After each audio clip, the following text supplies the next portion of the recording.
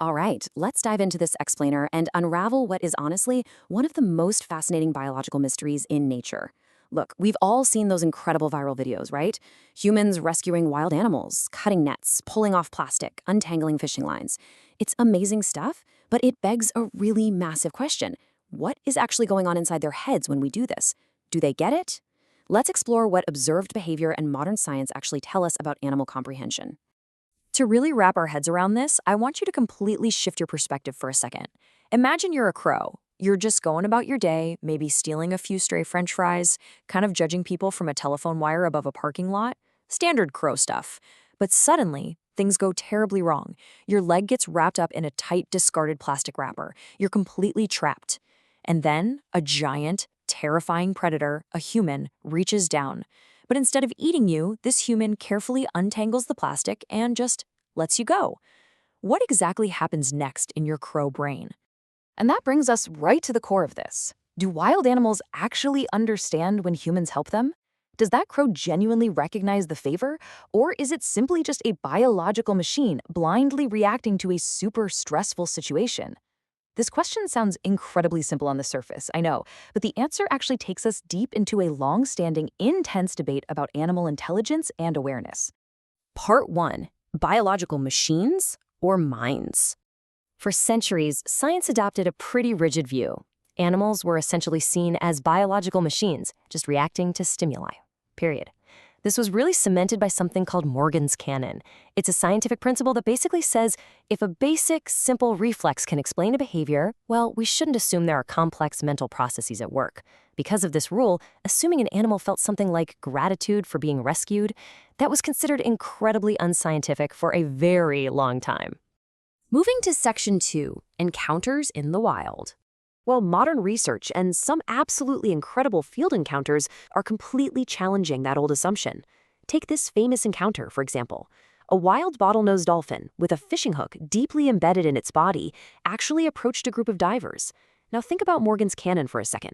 A purely reactive, wild animal in pain should immediately bolt away from humans, right? But instead, the dolphin stayed right next to one of the divers.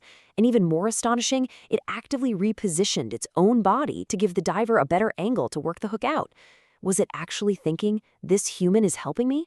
Look, we can't literally read its mind, but the deliberate, calculated nature of that behavior is absolutely remarkable.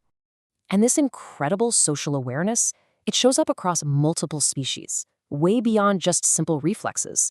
Crows and ravens don't just react. They actually recognize individual human faces, they communicate threats to their flocks, and they build long-term associations. People who feed them even report getting little shiny objects left for them in return. Then you have capuchin monkeys.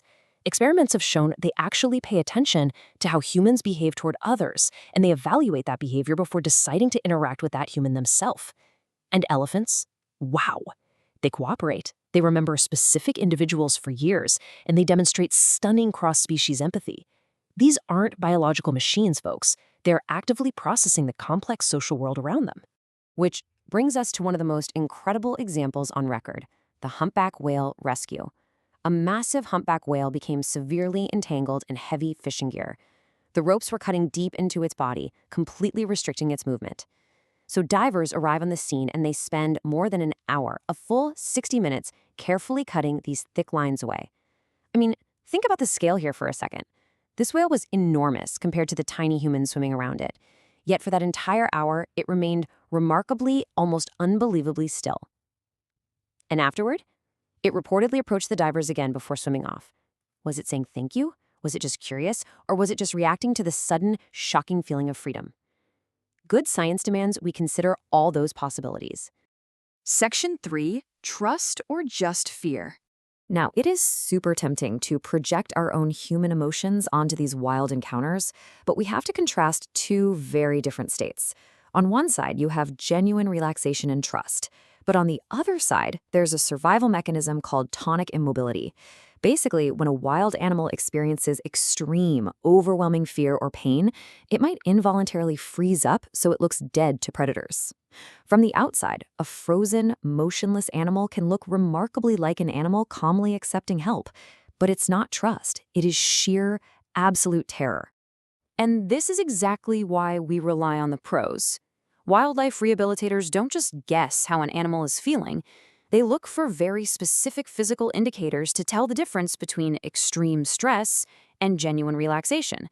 They monitor the breathing rate, they feel the muscle tension, they watch the rapidness of eye movements, and look for other really subtle stress behaviors.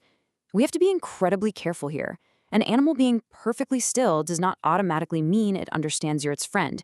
Section 4. The evolutionary explanation. So if an animal is genuinely relaxed, how does it actually understand our help? Well, the answer lies in their own evolution. Highly social animals constantly run through a sequence of evaluations just to survive in their own packs or herds. They're always asking, is that animal approaching peacefully? Is it threatening me? Can I trust it? Will it help me? What modern research suggests is that this powerful, built-in social intelligence can sometimes be bridged over to humans. No, they don't have a human word for kindness, but they absolutely recognize the pattern. Okay, this creature approached without attacking, it reduced my pain, and it made the danger disappear. Section 5. The limits of kindness. Now, while it's a really beautiful thought to deeply bond with a wild creature, professional rehabilitation actually tries to minimize contact for a very good reason. If an animal loses its natural fear of humans, a process known as imprinting, it becomes incredibly vulnerable. They start relying on us for feeding, they wander into traffic hazards because, hey, they aren't afraid of our machines anymore. And they're at a way higher risk of capture or exposure to people who might actually want to harm them. The ultimate goal of true wildlife care isn't to make an animal fall in love with humans. The goal is pure survival. It's about getting them back out into the wild where they actually belong. So to bring this whole thing together, do wild animals understand when we help them? The most honest, scientifically accurate answer we have right now is sometimes. And perhaps way, way more than we historically believed. We can't say they process human kindness exactly like we do, but their actions, a dolphin shifting its weight to help a diver, a monkey evaluating our morality, a crow remembering a specific face, these actions prove they are not just biological machines reacting blindly. They remember experiences, they recognize individuals, they evaluate behavior. They have minds of their own, and every single encounter they have with us shapes their understanding of what humans are. Which leaves us with this final, somewhat provocative thought. The next time you see a turtle stuck in the road or a bird tangled in a piece of wire, remember that you might not know exactly what that animal understands in that moment, but it very likely understands a lot more than you think. And somewhere out there, right now, a crow could literally be sitting on a wire, watching you, remembering your face, and evaluating exactly what kind of human you are. You might as well give it a good reason to remember you. Thanks so much for joining me on this explainer, and keep staying curious about the incredible natural world around you.